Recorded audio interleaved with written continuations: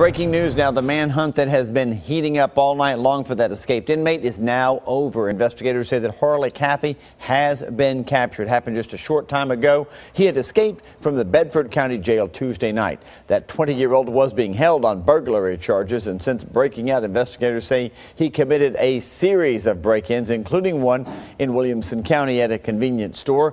He was just taken into custody moments ago, facing several new charges. More coming up on that a little bit later this morning. Breaking news also in East Tennessee all night long now. A deputy in the hospital after she was shot twice in the face overnight in a standoff with a suspect. News Channel 5's Matthew Torres here in studio with us.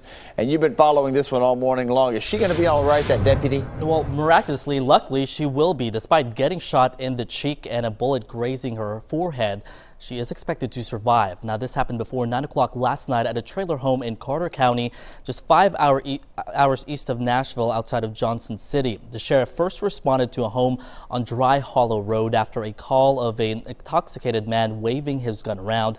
Other deputies came and they removed the people inside the home to a safe place when all of a sudden, without a word said, the sheriff said a barrage of bullets started flying their direction. Now, the only thing that they could do was hide. Take cover. Your training comes back. I got behind the wheel, as did the other officers, and again, I can only estimate 30 to 40 rounds. A neighbor was also shot in the hand, but she is expected to be okay. The deputies fired back, but the suspect slipped away from the home. He was eventually found hiding in a cave near just about 4 hours ago and was taken into custody without incident. Now, he just called the Carter County Jail this morning, and so far he has yet to be booked in. The TBI is also on its way there to investigate.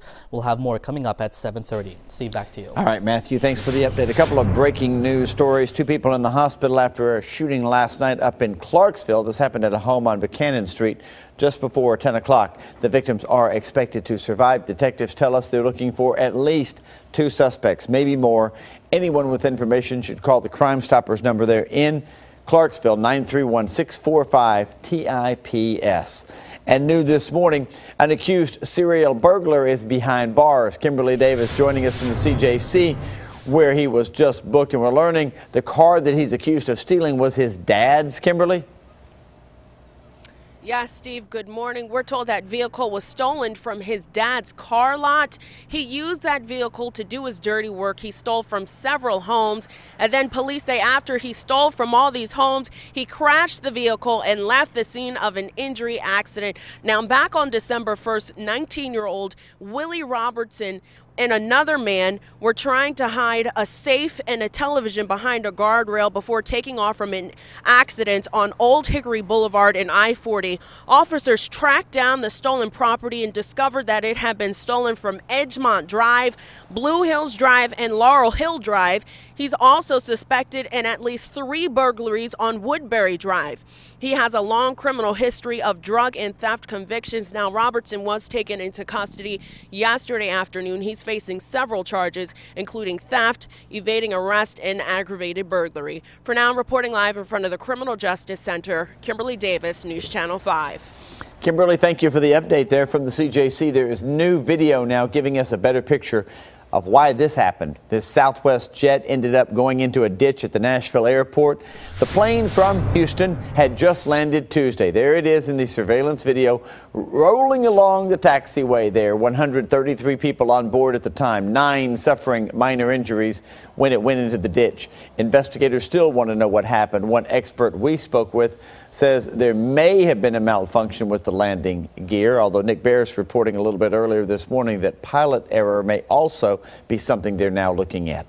New this morning, a car on fire shuts down a major interstate. It happened at I-40 East at Spence Lane in South Nashville, and that's what it looked like. Officers spotted the car on fire. They had to shut down the roadway to get that barbecue out. Of the 2 people in the car, they're fine this morning. They were able to get away from that.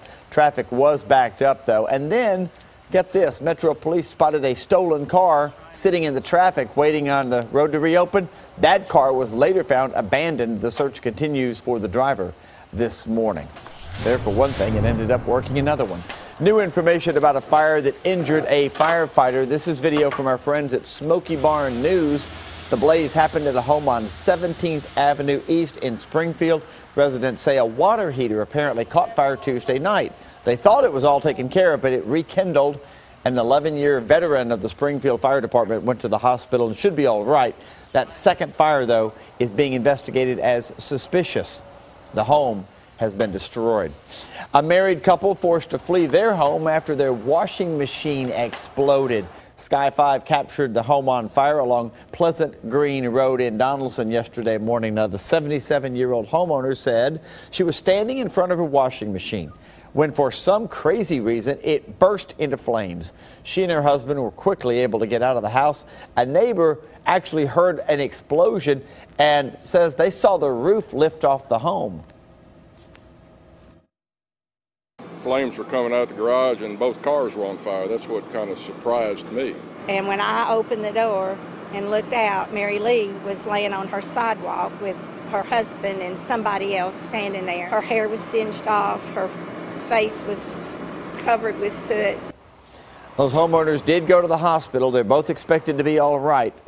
Still no word on what caused that fire or the appliance to explode like that.